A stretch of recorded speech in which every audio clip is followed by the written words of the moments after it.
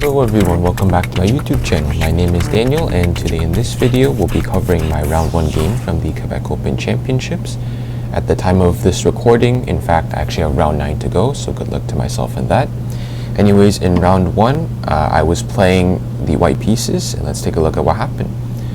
So I open with d4, my opponent d5, and we go into a Slav defense with the move c6. Here I play knight c3. Knight f6, knight f3. This is all stuff I've looked at many times. Here my opponent plays d takes on c4, which is a variation. My opponent goes up a pawn right now. Here I play the move a4.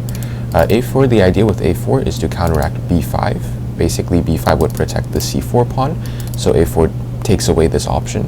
And if you try to consolidate with sort of like a6, and then prepping b5 as you have 2 pawns defending, this rook here is pinned on a8, so pretty much something after like e3, then b5, then takes, then there is knight takes on b5. You can't take on b5 because there is rook takes on a8. As this rook, there is no guard of the rook. So going back, after a4, pretty much this pawn has to be given back. So here my opponent plays bishop to f5, I play e3, going after the c4 pawn. Here my opponent plays e6, just trying to get their bishop out while I have to spend a move to take this pawn. So here I play bishop takes on c4, bishop e4, pinning the knight to the king. Here I simply play bishop to d2. Another variation here is to simply castle. However, here after bishop takes and b takes, although I do get the bishop pair, the c3 pawn could be a little bit weak in the future at some point. Also, I can't play e4 immediately right now to take over the full center. So I prefer to go for the bishop d2 option, so that if we do trade, I do have this bishop pair, and this bishop pair is a bit more active. And I can still castle in the future, and queen b3 is still an option. And in my opinion, I think it's easier to push e4 without the c3 weakness here. Going back, here bishop d2, my opponent castles, I castle. Knight b to d7. Here I thought my opponent would try and move like c5. The idea here is if you take, then maybe there is some bishop to d3 idea here, attacking both the bishop and the rook. And then after takes and queen takes, there is maybe a doubling up idea. The c pawn would probably be lost. If I play c6, then there is simply knight takes on c6, and this position is in fact slightly better for black. So going back, here instead after castles, my opponent plays knight b to d7, which is actually logical, developing a piece. Here I play queen to b3. Idea is attacking this bishop. I set up this pressure here on this diagonal here with the queen and the bishop. And if my opponent takes, which actually happened in the game, then these 2 bishops have quite a good scope towards the king side. Once d5, d6, something like this, then these 2 bishops can look at the king, and there's a lot of pressure here. So in the game, bishop takes c3, bishop takes c3. Here my opponent plays queen to b6, understanding that there is some potential pressure here, and tries to trade off the queens right now. Here in the game, I spent quite a bit of time here. I did see the best move, which is the move bishop to b4, attacking the rook. Instead, I actually played the move a5 in the game. The idea is to sort of have some long-term pressure here with this a5 pawn, because a6 is a potential idea in the future. In the game, my opponent took, and here you'll see that these 3 pawns, if once I play a6, something like, let's say h6, then a6, then this structure on the queen side is a bit weakened. If you play b6, then this c6 pawn is a bit of a weakness, and I can potentially target it in the future. Besides, this a7 pawn is on a dark square, and black doesn't actually have a dark square bishop, so maybe in the future this bishop on c3 can put some pressure on this a7 pawn and allow this a6 pawn to queen in the endgame. Alternatively, I also consider the move bishop to b4 here. Idea with bishop b4 is attack the rook, and then a5 is a move in the future to kick the queen back. So let's say something like rook to c8, then there is a5, then after something like queen c7, you'll see that black basically spent 2 moves here to get the queen to a different square other than its home square on d8. And I did spend 2 moves, bishop d2, bishop takes c3, and bishop to b4 to get my bishop here, but my bishop here and my bishop on c4 on really active posts. There is no move such as b5 to kick away this bishop. There is simply en passant there, and I should be okay. In fact, this position, the computer actually evaluates this as plus 1.5, so that's a really good advantage for white. However, with bishop b4, I didn't really like c5, which was sort of the main reason why I didn't go for this. I thought that after d takes on c5 and knight takes on c5, queen a3, this I all saw, putting some more pressure here. I thought after something like rook f2 c8, here I thought I was helping my opponent more than helping myself, as I thought that this rook is already active. You can play rook c7 and double up on the c file. There is some ideas of maybe attacking this bishop with this knight moving out of the way, and in fact I thought this was just sort of better for black. After like a5, queen c7, black has already doubled up on the c file, and there's sort of less, I thought there was less play for white than there is for black. Going back, bishop takes c3, queen b6, which is why I elected to go for a5, queen takes, bishop takes, and now you'll see even after a5, I still have these two bishops here, putting some pressure on the king side in the future with ideas of e4, d5, etc. So here my opponent plays knight to d5, logical move. This square is an outpost square, protected by both c6 and e6, which is why this square is very strong for the knight. Here I play rook a to c1, also a logical move, getting my rook to a semi-open file once this bishop moves out of the way. My idea is to play rook f to d1 and then play bishop to e1. Bishop to e1 is a backwards retreating move, but it does extend the scope of my two rooks here on the c and d file. Rook f to c8. I personally think rook a to c8 was better in order to get this rook out, and you can put the other rook on the d file. The d file is technically semi-open because these two knights, once they want to move out of the way, only my pawn is here, and then there is e5 and c5 breaks, c5 probably because with this rook here, in order to sort of break open the center.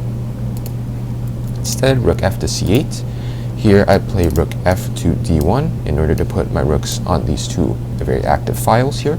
And now a6 is also an idea maybe at some point in order to target this c6 pawn here. If you take, then the c6 pawn is weak, and I do have a rook here in order to support. Bishop to a4 is also an idea to exert some pressure here. This knight on d7 is undefended. Bishop to g4, pinning the knight to the rook.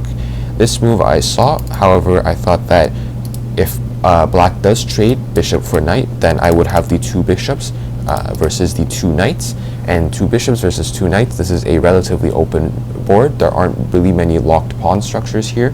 I thought this would be better for me. My bishops would have sort of more scope compared to these two knights. This knight on d4 is really nice, however, there are no good squares for it to really jump into, so this knight is sort of just there. So I thought that if bishop takes after g takes, even though I do have a bit of a damaged pawn structure, this still looked really good for me. So here I play h3, trying to kick away this bishop. If they take, obviously I get the two bishop scenario I was discussing. After bishop h5, my opponent didn't actually end up taking, which I thought was a bit strange, because then bishop g4 seems kind of pointless. So here I play g4, kicking the bishop away, bishop to g6, and here I play bishop back to e1, going with my plan. Now these two rooks have full scope of the c and d file. Here my opponent plays h5, trying to batter up this structure here on the king side. Here, however, I play g5. The other idea with sort of playing h5 is that now there is maybe ideas of bishop f4 and putting this bishop here on g4 permanently, if I move this h-pawn, of course.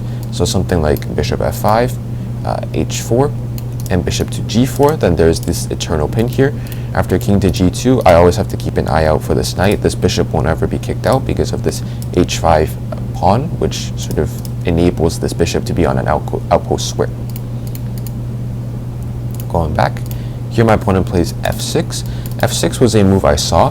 My initial plan here after f6 was to play the move knight to h4. The idea with knight h4 is if you move the bishop, let's say bishop to e4, then here I have the move f3. And let's say we have to play bishop h7, all the other squares are controlled by my knight and my pawn. And after bishop h7, then I simply have g6, which actually just traps the bishop in the corner. That was my initial plan, and also with knight h4,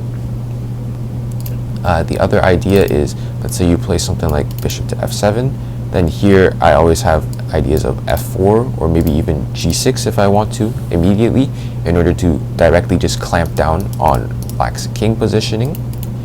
However, I negated this move knight h4 because I thought something after king f7, even if I do get the advantageous bishop for knight for bishop trade, this pawn here on g5 is a bit loose, and after g takes on f6, g takes on f6, this sort of is transitioning into an endgame type scenario, and the king on g6 is a lot more active than my king on g3, so these were just some things I evaluated that weren't really beneficial for me. Of course, here I simply have e4, which I looked at, but I didn't really like the prospect of knight f4 because it attacks h3, and there's the potential fork on e2. However, after king to f1, if you play knight takes on h3, then I simply have bishop takes on e6, which forks and pins a lot of different material that black has. So in the game, I took instead, the idea with taking is that black actually has a bit of a tough scenario in order to figure out which way to take back. If you take with this knight, then firstly you remove this knight from this strong outpost square on d5. Secondly, this enables bishop takes on e6 with check. And now I have a pin, and I'm also checking the king, and there's a lot of pressure here. Secondly, if you play knight 7 takes on f6, this is the best move. However, there is this e6 pawn, which is kind of random and sort of a weakness for black. I do have knight g5 to immediately target it, and this bishop is already here in order to put some pressure here after I move like e4, for example, to kick this knight away. And finally, g takes on f6, which is what my opponent played. This makes this h5 pawn an isolated pawn, which could be a target in the future. Also, these two pawns are kind of random and also a bit weak. We can consider this e6 pawn can't really move with full liberation because there is this pin idea here, and this f6 pawn, it can't really play f5 because then that surrenders e5 forever. However, g takes on f6 I think is the best practical choice. Knight to h4, immediately targeting this bishop. So my plan now involves ideas of a6 in order to target the c6 pawn and doubling up on the c file in some way. Rook c4, rook d to c1, and playing a6 to target the c6 pawn. And I also have a secondary idea which knight h4 initiates, which is playing f3, bishop d7, bishop d2, and then playing e4, kicking this knight away, and then putting my king on f2, and then rerouting my knight to g2 into the nice square on f4, which you actually see in the game as my opponent actually allows this plan. Bishop to h7. Here I play bishop to d2, f3 and e4. I have to play bishop to d2, by the way, in order to prevent knight to f4. So king f7, preparing rook to g8 check. This I anticipated. I played f3. So now after rook to g8 check, which was played in the game, then I simply have king f2. This f3 move enabled the f2 square for my king. And now even if I wanted to, worst case scenario, I can play rook to g1 and just offer a trade of rooks, and this should be better for me. Bishop to d3, which is actually a blunder. Here I didn't really expect bishop d3. I thought f5 was a better try. However, f5, it does completely surrender this e5 square. Also, it kind of locks away this bishop forever. This bishop is now just stuck behind a wall of its own pawns, which are all on light squares. And also this e5 square is permanently weak, as f5, it takes away the control of the c5 square, whereas when the pawn was on f6, it did control the c5 square. So instead, in the game, bishop to d3, as I mentioned, I assume bishop to d3, the idea is to sort of counteract the a6 idea that I have, because after rook to g8, I do have a6 immediately because there is no longer a defense on c6. So, but however, here I play e4, continuing on with my plan, and I'm attacking this knight. Knight back to e7, and here I play knight to g2, rerouting my knight, wanting to put it on f4, and then, for example, in a dream scenario, let's say rook b8, then after knight f4, I'm attacking the bishop.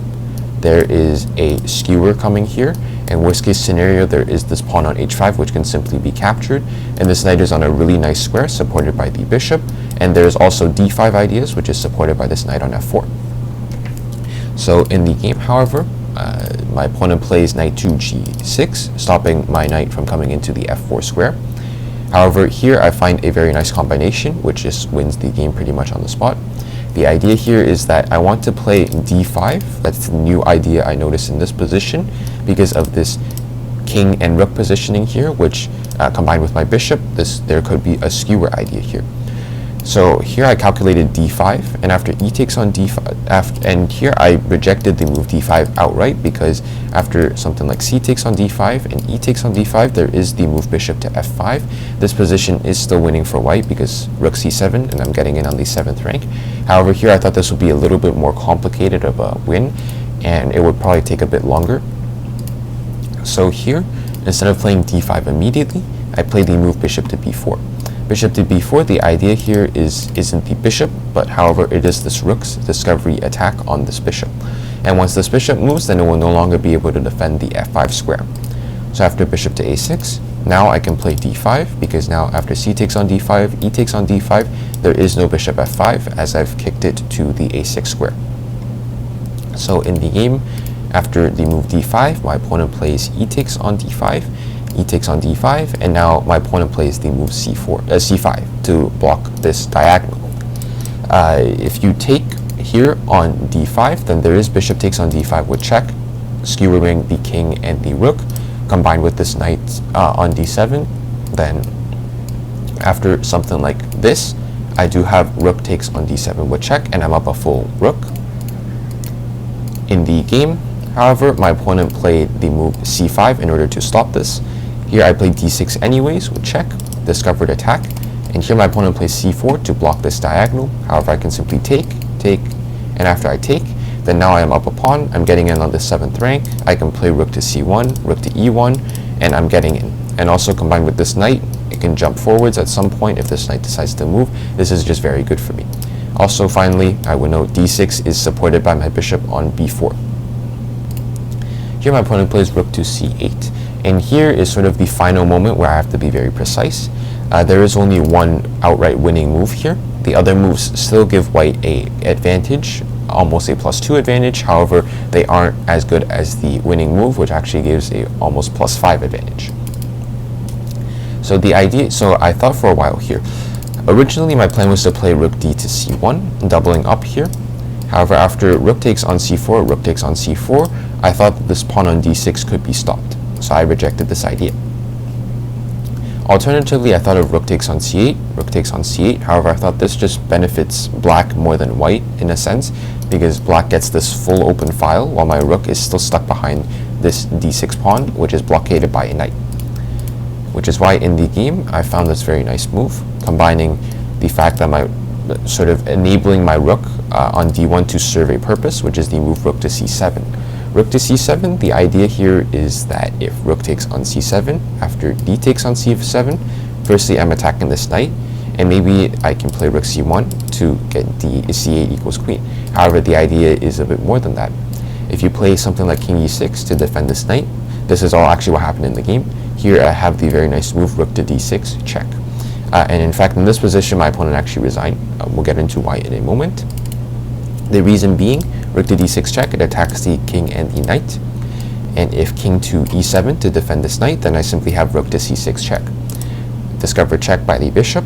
You can't actually take this rook right now because I would take the king.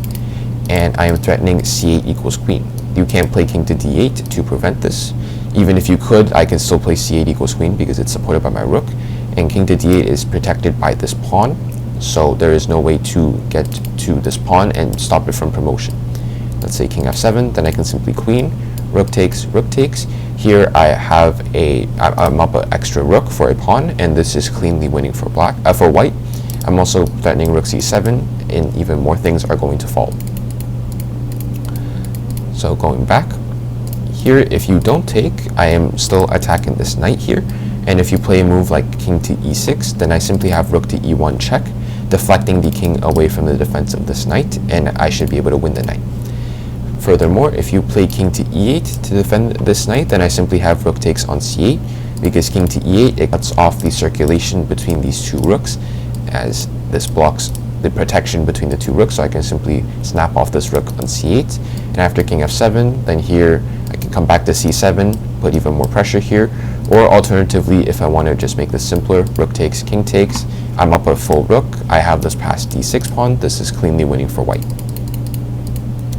So rook to c7 was the final blow to black's position, and here after rook takes on c7, d takes on c7, king e6, I assume my opponent missed the move rook to d6 at this point, which is why he went into this variation, which is just cleanly losing, and after rook to d6, my opponent resigned the game.